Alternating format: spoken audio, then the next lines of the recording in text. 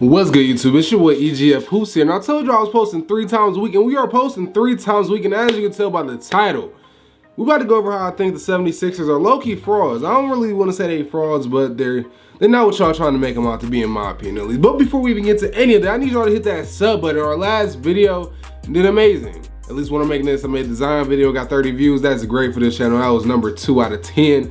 So I need y'all to repeat that. I need y'all to like the video and tell me down below what y'all think of the 76. We're gonna get straight into this video. Give me 50 subs though. I mean, dead ass serious. About a week ago, the trade deadline passed, and we saw the huge banger of a trade between the Brooklyn Nets and the Philadelphia 76ers. And really, I'm not gonna lie, when that trade first happened, I was like, oh my God, what just happened? Are the 76ers stupid? I just kind of overreacted and said the 76ers got robbed. I'm not gonna fake it to y'all. They didn't get robbed. 76ers actually got better because, you know, star power wins this league. We just saw that last year with Giannis in the finals. 50 points in game 6 to close out the series. Haven't seen it done by anybody else except for, I think, like Bob Pettit. Just had to throw that in there for all my Giannis fans. Star power wins the league, and I think overall the Nets did get better, but it did open up some holes in that depth chart, man. We're finna talk about it. Well, the 76ers now have James Harden and Joel Embiid, but it leads me to think that, now what? When the postseason comes, I can see this team gliding through the rest of this, regular season. It's only like 49, 48 days into the play-in. They're gonna breeze through the rest of the season. I don't doubt that James Harden and Joel Embiid can build some type of chemistry and make some type of postseason run, maybe win a series, but that's really the most I can see them doing. Honestly, because the depth chart holes is really just that significant in my opinion. Outside of Joel Embiid and James Harden, who are both known, at least in my opinion, at least to my knowledge, is known to flame out in the playoffs. Who else do you have? A 34-year-old Danny Green that's coming off the bench. You don't trust a Tyrese Maxey that played horrible defensively last year in the playoffs. We're going to trust Tobias Harris, who's been inconsistent. Let's not forget how they got swept in 2020 because of Tobias Harris inconsistencies. They don't have any backup big. Matisse Thybulle is a very overrated player. All he brings is defense, and even his defense is low-key overrated in my opinion. He's an offensive liability, a significant offensive liability. So who's going to step up when these playoff chokes happen? I mean, when Joel Embiid was still in last year, we saw some some great performances from Seth Curry. Y'all remember the whole Seth Curry's out the playoffs memes, and the Seth Curry memes came up last year. What I've learned about the NBA community is that everything is very hindsight. We are all excited to see our favorite players win, but all logic goes out of the window. Like I said, with me just naming off all those players on that depth chart, we'll expect Tyrese Maxey to be able to do something in the half court in the playoffs. Or we're going to expect James Harden and Joel Embiid to play consistently in the playoffs. Because last year in the playoffs, even though y'all want to blame Ben for everything that happened with the 76ers and their playoff loss, Joel Embiid had a big part in that too. Joel Embiid in game 4 against that Hawks series, where the Hawks went up 3-2, went 0 for 12 in the second half. Next game 5, they blow a 26-point lead. Who's the best player on that team? Joel Embiid is. What I'm starting to see here is that if something like that happened to Jokic, LeBron, Giannis, or Kevin Durant, y'all would troll them. Y'all would hang on to it for the rest of your life. We are still talking about Curry blowing that 3-1 lead in Cleveland. We don't talk about what Joel does. Oh, we can talk about Game 7 versus the Raptors. Y'all want to go to 2019? You want to go there? 33%? You want to talk about Game 4 against the Raptors? Shooting under 29%? I don't really feel like I need to mention all the times Harden is choked. I don't think that's really needs to be, because it's year after year after year after year. 2018, 2019, 2020, 2021 he was injured. I think that's enough of me bashing the 76ers, even though I think this trade will win them a playoff series, but I don't see them going any farther than where they was already, unless they run into a team like maybe in the second round. Obviously the Brooklyn Nets got better. They just got Goran Dragic, which kind of just added on to all of that. I feel like Goran Dragic was the leading scorer of NBA Finals team about 2 seasons ago, so I think that was a huge pickup. Seth Curry was a huge pickup. Drummond was a huge pickup, even though I'm not that big of a Drummond fan. I know how low his IQ is now defensively. He can be a liability at times, even though he is so big. But I think the Nets really did run away with this trade. I'm not sure how they're going to do with this Kyrie situation, so I'm not going to speak as if Kyrie's going to play all these games. But as of right now, I believe the Nets is like a 7th or 8th seed. Let me make sure. As of right now, the Nets are the 8th seed, and I think KD's going to be out for maybe another month. Kyrie's still part-time, and that really just leaves Seth Curry, Patty Mills, Ben Simmons still is not here. You got Goran Dragic, Cam Johnson's been playing good. That's really who you got when you're at home as of right now. So I can't see the Nets really getting in that top 4 to top 5, which means that even if Kyrie did play only away games, he'd be playing 4 out of 7 games in a series, which is great for the Nets. That could be part of the reason why they're playing like this. Or they could take the rule where they just pay the fines if that's possible. Where, let's say, even though I really doubt this happens, Kyrie does get vaccinated. I think it's really over for the league, if I'm being honest with y'all. If I'm being 100% honest, I think that could be big trouble for the league, and it'll all be thanks to the Nets. We always depending on a team to outscore the Nets because the Nets couldn't stop nobody defensively. Outside of Kevin Durant, who's an average to above average defender, they had nobody on that team that was playing any defense at all. Now they have one of the best on-ball, if not the best on-ball defender in the league in Ben Simmons. We're talking about Ben Simmons that held Trae Young to 5 to 23 shooting in Game 7, but nobody wants to mention that due to lackluster play in the fourth quarter and the obvious things he did to run away from the basketball. But you cannot deny that he's the best on-ball defender in the league. You cannot deny the amount of defense they got in. You cannot deny the amount of size they got from the 76ers with Andre Drummond. Just having a guy that can come down with those rebounds should be enough. I mean, they wasn't playing Paul Millsap anyways, and he's gone. And I feel like this really just filled in the gaps for what the Nets really need. I'm not saying that Andre Drummond is going to stop a Joel Embiid. I'm not saying that Andre Drummond is going to stop a Giannis, but it's a body to throw out there that you can depend to at least get a couple of stops in a 48-minute game. To at least give you some type of value or quality minutes in a 48-minute game. I mean, the buyout market's coming up. Tristan Thompson just signed with the Bulls. I think that would have been a huge pickup for the Nets. I'm kind of happy he didn't go there. I don't know what I think it just made the Nets a more complete team. It made them even more deadlier. We did not know when Joe Harris was coming back or what his timeline was looking like. Joe Harris does not matter anymore. He can come back this season. He can come back in the playoffs. It'd be a huge plus.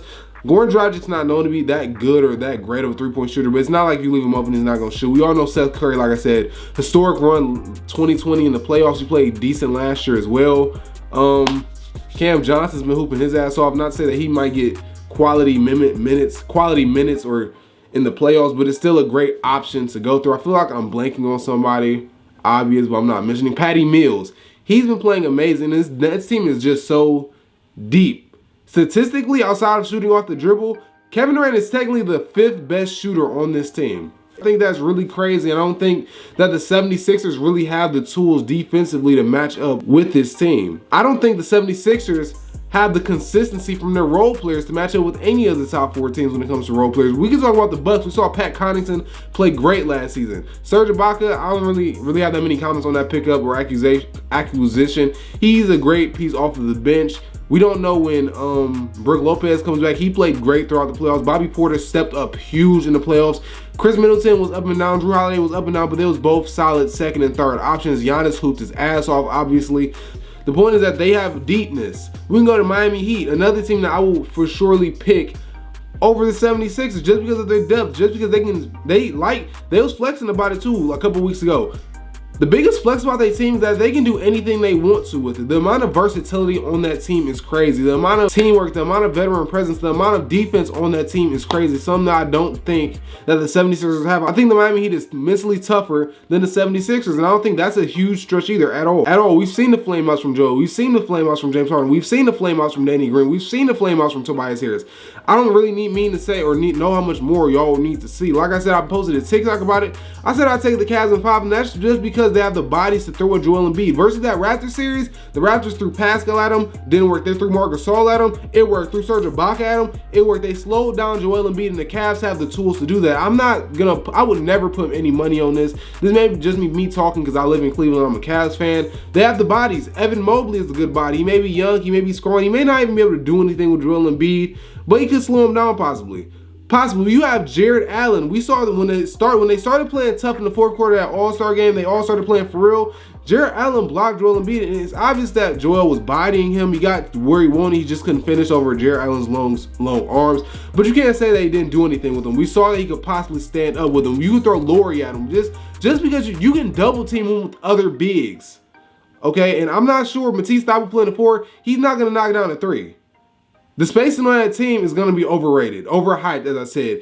I mean, even though Ben Simmons is not going to have the ball, or Matisse Thybulle is going to have the ball as much as Ben Simmons, the spacing does not change. Matisse Thybulle is not a knockdown jump shooter.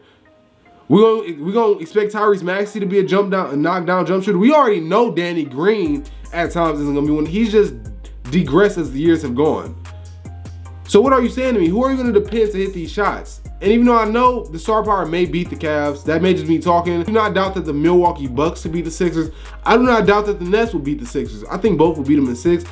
I do not doubt that Miami will beat the Sixers. And I would say Chicago might beat them in 7. Maybe. Don't push back at me for this, but who's gonna stop DeMar?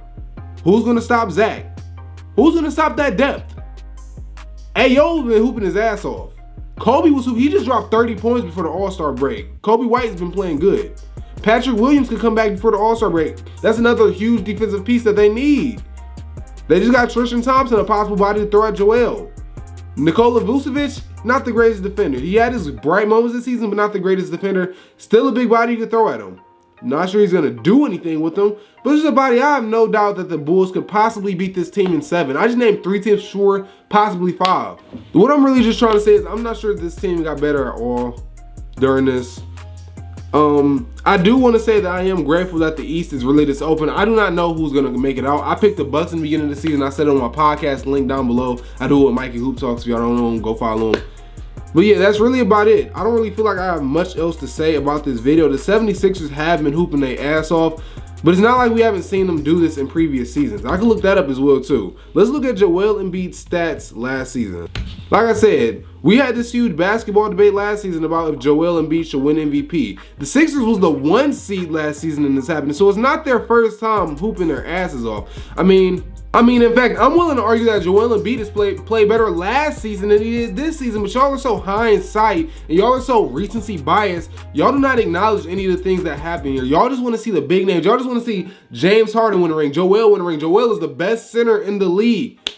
Like I said, I think Jokic is number 1 personally due to what he does in the playoffs and due to what he brings. He's more impactful to a team than Joel.